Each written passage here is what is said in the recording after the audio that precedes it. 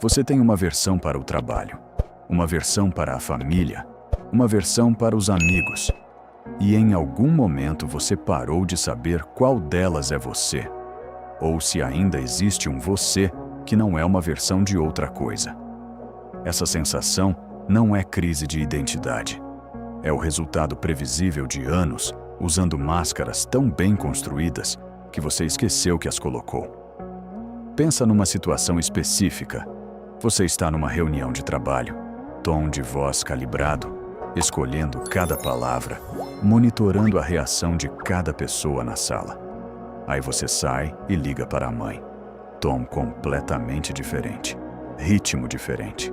Até o vocabulário muda. Mais tarde, encontra os amigos mais antigos. E aí, aparece uma versão de você que as outras duas pessoas da reunião e do telefone provavelmente não reconheceriam. Qual das três é você? A resposta intuitiva é todas as três. E tem algo verdadeiro nisso. Mas a questão mais importante é outra. Em quantas dessas situações você estava sendo o que é? E em quantas estava sendo o que o ambiente precisava que você fosse? Antes de continuar, tudo que você vai ouvir aqui é para fins educativos. Não é terapia e não é diagnóstico. Se algo aqui ressoar com força, isso é um sinal para buscar um profissional que possa realmente ajudar. O que fazemos aqui é entender padrões, não substituir quem é treinado para tratar. O sociólogo Erving Goffman passou décadas estudando esse fenômeno. A tese central do trabalho dele é desconcertante na sua precisão. A vida social funciona como teatro. Todos nós gerenciamos ativamente a impressão que causamos nos outros. Escolhemos o que mostrar, o que esconder, como nos apresentar dependendo da audiência. A Goffman chamou isso de gerenciamento de impressão. E a conclusão mais importante não é que isso é patológico, é que é universal. O problema não é gerenciar impressões. O problema é quando o gerenciamento se torna tão automático, tão abrangente, que a distinção entre performance e identidade começa a se dissolver. A pessoa que sempre apresenta uma versão curada de si mesma, para o chefe, para os pais, para os seguidores, eventualmente perde acesso à versão não curada. E aí vem a pergunta que mais assusta. Se você removesse todas as máscaras, o que ficaria? Mas é aqui que a maioria das pessoas não percebe a camada mais funda. As máscaras mais custosas não foram escolhidas na vida adulta. Foram construídas muito antes, em resposta a ambientes que aprovavam versões específicas de você e desaprovavam outras. A máscara do filho que nunca precisa de nada. A máscara da menina comportada, que não faz barulho. A máscara do engraçado, que usa o humor para nunca ter que ser visto de verdade. Cada uma dessas máscaras foi construída para resolver um problema real, num contexto real, com os recursos que uma criança tinha disponíveis. O problema é que soluções de infância raramente cabem na vida adulta. Mas elas ficam, porque foram tão eficientes durante tanto tempo, que o sistema nervoso as incorporou como padrão. Não como escolha, como reflexo. A pesquisa conta uma história muito específica sobre por que esse reflexo é tão difícil de interromper. O psicólogo Mark Leary desenvolveu o que ele chamou de teoria do sociômetro, a ideia de que a autoestima funciona como um monitor constante do nível de inclusão social. Quando o sistema detecta risco de exclusão ou rejeição, um alarme interno dispara. A motivação para a conformidade social aumenta. O comportamento se ajusta para garantir pertencimento. Em pessoas que experimentaram exclusão ou rejeição em contextos importantes, na infância, em relações próximas, em grupos que importavam, esse alarme está cronicamente calibrado para o máximo. O risco de rejeição parece imenso, mesmo quando é pequeno.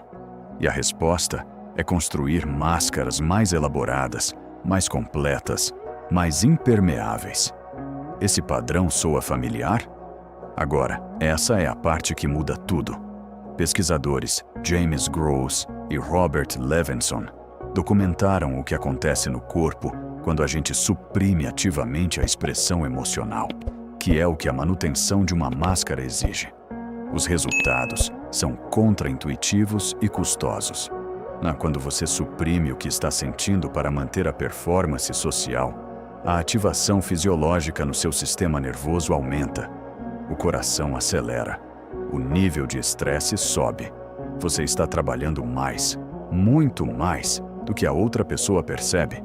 E aí vem a parte que mais surpreende. Enquanto você se esforça, a pessoa do outro lado da conversa estranhamente se sente menos conectada a você. Não sabe dizer porquê. Só sente que algo está um pouco distante. A máscara cria exatamente o distanciamento que foi construída para evitar. Você paga o custo fisiológico da performance e, ainda assim, não recebe a conexão que estava buscando. E é aí que isso deixa de ser só psicologia e começa a ser sobre o que você está perdendo de fato. Pesquisadores que estudam autenticidade em relacionamentos, incluindo o trabalho de Cannon Sheldon e colegas publicado no Journal of Personality and Social Psychology, demonstraram que interações percebidas como autênticas geram mais bem-estar, mais satisfação relacional e mais sensação de vitalidade do que interações onde a autoapresentação é gerenciada. O paradoxo central desse episódio: as máscaras que você usa para garantir pertencimento, frequentemente, comprometem a qualidade exata do pertencimento que estão tentando garantir. Você é incluído, mas não visto. Aprovado, mas não conhecido. Aceito, mas pela versão que você apresenta, não pela que você é. Se você tem interesse em entender como esse padrão se conecta com os vínculos de apego formados mais cedo, o episódio 3 do Gênese Mental aprofundou especificamente esse mecanismo. O psicanalista Donald Winnicott tinha um nome para isso. Ele diferenciou o que chamou de falso self, a estrutura de comportamentos, respostas e apresentações construída para se adaptar às demandas do ambiente, do que ele chamou de verdadeiro self, a experiência mais direta e espontânea de si mesmo. Para Winnicott, o problema não era ter um falso self. Todo mundo tem. O problema era quando o falso self se torna tão dominante que o verdadeiro self fica inacessível, não suprimido por má fé, mas genuinamente perdido por falta de uso. E é aqui que o reframe importa. A máscara não é o problema. A máscara foi a solução inteligente para um problema real.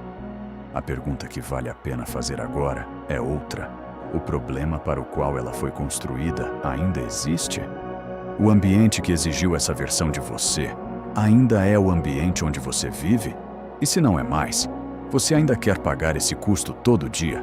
Tem gente que passa décadas sendo boa em criar versões aprovadas de si mesma e acorda um dia sem saber o que gosta, o que sente, o que quer, quando ninguém está olhando. Não por crise, por ausência, por ter ficado tanto tempo no papel que o ator sumiu. A máscara não impede a rejeição, impede a conexão real.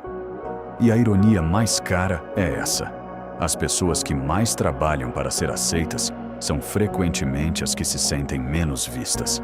Qual máscara você usa mais? Me conta nos comentários. Pode ser uma palavra, uma situação, um contexto. Esses comentários chegam até mim e significam mais do que você imagina.